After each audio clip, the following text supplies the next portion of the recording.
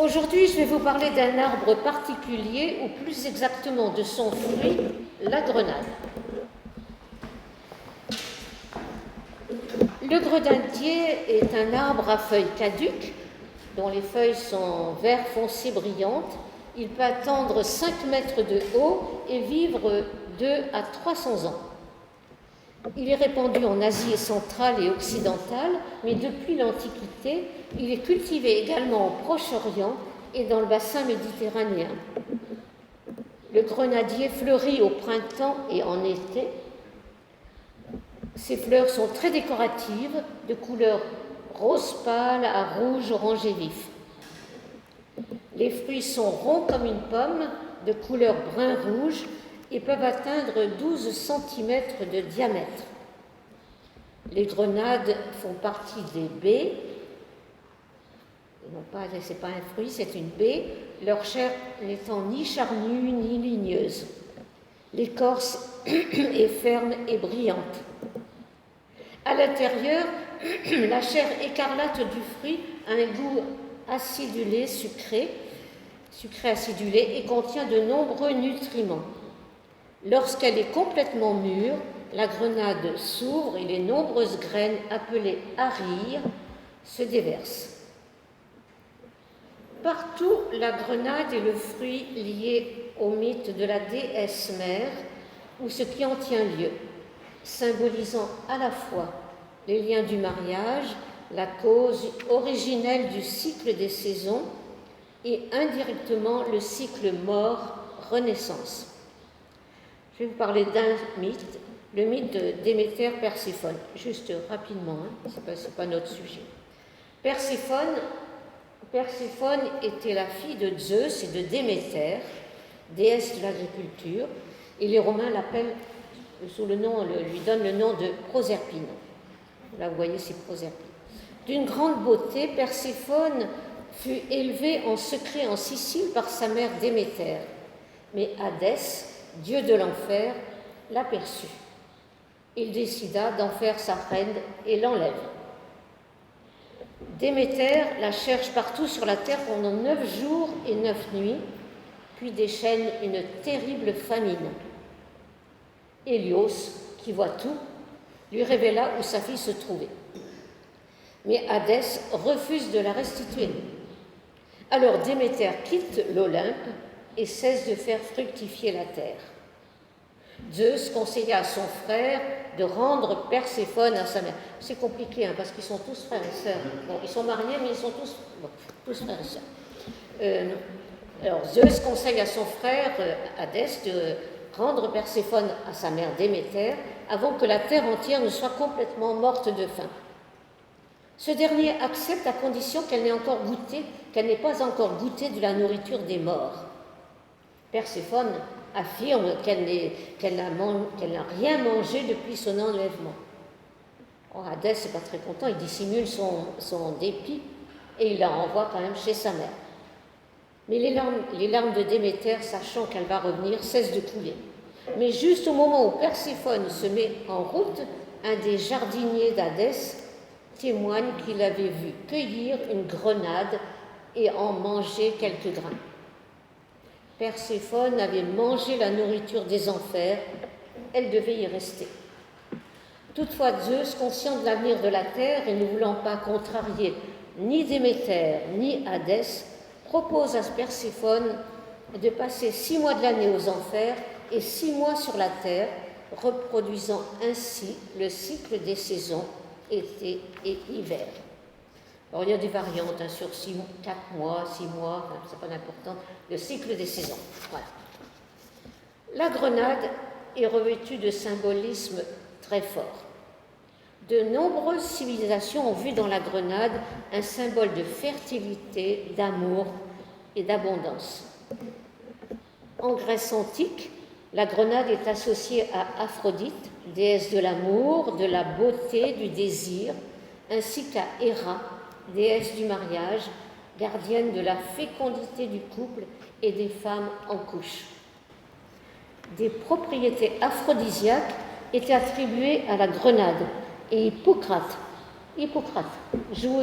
louait ses vertus médicinales.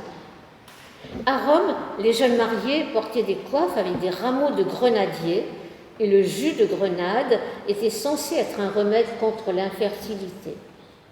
Cette dimension symbolique se retrouve dans beaucoup d'autres cultures, que ce soit l'Arménie, l'Iran, la Chine, le Japon.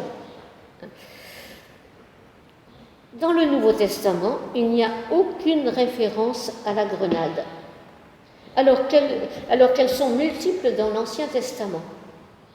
Nous allons retrouver les symbolismes évoqués à l'instant et nous verrons comment le judaïsme puis le christianisme ont réinterprété ces symbolismes. Le symbole de la terre promise. Les Hébreux partis d'Égypte vers la terre promise se lamentent. Pourquoi nous avoir fait quitter l'Égypte? Pour nous amener dans cet endroit horrible. On ne peut rien y semer.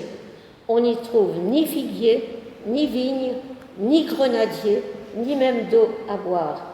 Dans Nombre 20. Pourtant, Moïse avait envoyé des hommes en Canaan pour se renseigner, des espions.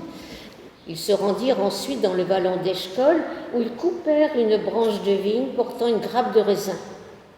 Ils la placèrent avec des grenades et des figues sur une sorte de perche qu'ils portaient à deux, en Nombre 13. La grenade devient un des symboles de la terre promise, Nouvelle-Éden. La grenade est aussi un motif de décoration du temple de Salomon à Jérusalem. Il est écrit dans 1 Roi 7, Hiram fabriqua 2 colonnes de bronze, elles avaient 9 mètres de haut, 6 mètres de tour. Il fit aussi 2 chapiteaux à placer sur le sommet des colonnes. Ils avaient chacun 2 mètres et demi de haut. Il fit encore des sortes de tresses et de chaînettes à pompons pour les chapiteaux. Il fit également une décoration représentant des fruits de grenadier. Il y en avait 2 rangs sur les tresses recouvrant les chapiteaux. Immédiatement au-dessus des chapiteaux, il y avait une partie renflée.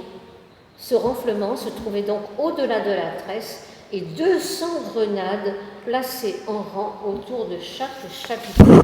La grenade avait sans aucun doute chez les anciens Hébreux un rôle religieux. Ainsi, la robe du grand prêtre Aaron est décrite avec précision.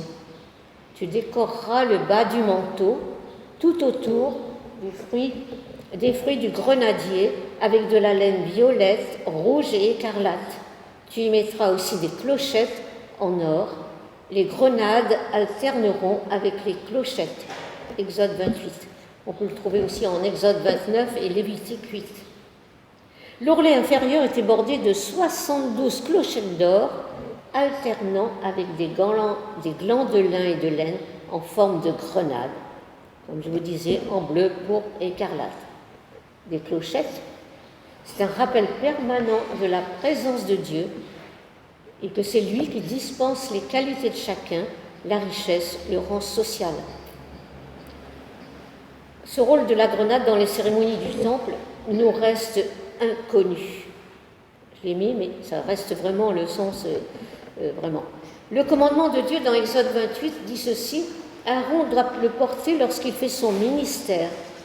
Le son des cloches se fera entendre quand il entrera dans le lieu saint devant l'Éternel et quand il en sortira afin qu'il ne meure pas, puisqu'on ne peut pas se trouver devant l'Éternel sans mourir. En tant que souverain sacrificateur, Aaron est celui qui représente toute la nation devant Dieu. Les enfants d'Israël peuvent être symbolisés par les nombreuses graines de grenade qui sont portées à l'intérieur du fruit. La graine symbolise donc les Israélites. Le Cantique des Cantiques célèbre la beauté de l'épouse en la comparant aux beautés du verger. Tes formes élancées sont un verger de paradis, planté de grenadiers aux fruits exquis. Il fait allusion à ses fleurs. Je suis descendu au parc des Noyers pour voir les jeunes pousses dans le vallon, pour voir si la vigne bourgeonne et si les grenadiers sont en fleurs. Il fait allusion à ses fruits. Un ruban rouge, ce sont tes lèvres. Ta bouche est ravissante. Derrière ton voile, tes pommettes sont rouges comme une tranche de grenade. Il fait allusion aux boissons issues du verger. Je te conduirai, je t'introduirai dans la maison de ma mère, tu m'instruirais et je te ferai goûter à mon vin parfumé et au jus de mes grenades. Donc symbole de beauté, mais aussi d'érotisme. Symbole du savoir, de l'enseignement, de la sagesse. Mûre, la grenade se fend et laisse ses grains se répandre. En cela, elle est le symbole de l'enseignement où celui qui sait dissémine sa science et sa sagesse dans l'esprit de ses élèves. De nombreux exégètes pensent que le fruit défendu en Genèse, dont l'espèce n'est pas nommée, devrait être représenté par la grenade, car ce que Ève tend à Adam, c'est le savoir, la connaissance du bien et du mal, pour appeler les arbres. Bon, c'est ce qu'ils aimeraient que ce soit. Dans la tradition juive, la grenade représente également la sagesse de Dieu, car elle est dite contenir 613 grains. Or, dans la Torah, 613, c'est exactement le nombre de mitzvot, les commandements, 613 commandements. Ils représentent la plénitude de la loi, l'abondance de la sagesse. Et voilà qui est étrange, il y a des scientifiques qui ont compté le nombre de grains dans plus de 2000 grenades qu'ils avaient prises un peu partout dans le monde. Et ce nombre variait fortement selon les grenades, mais la moyenne était égale à 613. Vouloir croquer ce fruit comme on croque une pomme, c'est risquer de s'y casser les dents. L'écorce est non seulement dure, mais aussi amère. Elle protège ses graines délicieuses comme un trésor à venir. Symbolisme proche du cycle des saisons, l'hiver porte en lui la promesse du renouveau de la nature. Cette opposition écorce-grain, dur, doux, fait également de ce fruit un symbole de l'humilité. L'écorce cache les qualités de la graine, un symbole de l'amour. Elle ne les garde pas pour elle. S'inspirant du mythe de Perséphone et du renouveau qu'il représente, le christianisme considère la grenade comme un symbole de résurrection et d'espoir de vie éternelle. On dit que la saillie en forme de couronne à une des extrémités du fruit représente la royauté du Christ. Le jus rouge foncé, son sang, et la croûte éclatée, le tombeau ouvert le matin de Pâques. La grenade est parfois présente dans les tableaux représentant la Vierge et l'enfant. Par exemple, ce tableau de Botticelli à Florence vers 1487. Le fruit est mûr, les grains sont prêts à jaillir, préfiguration de la mort et de la résurrection, Jésus prêt à jaillir du tombeau. Le Moyen-Âge se sert de la grenade pour symboliser la vertu du souverain. Albrecht Dürer a peint par 2 fois des portraits de l'empereur Maximilien Ier tenant une grenade dans la main, comme un symbole de l'orbe. Alors je vais rappeler ce que c'est que l'orbe. L'orbe, en tant qu'insigne royal, c'est une sphère qui représente la terre, symbole de la domination mondiale du souverain, et la croix par au-dessus affirme sa foi chrétienne.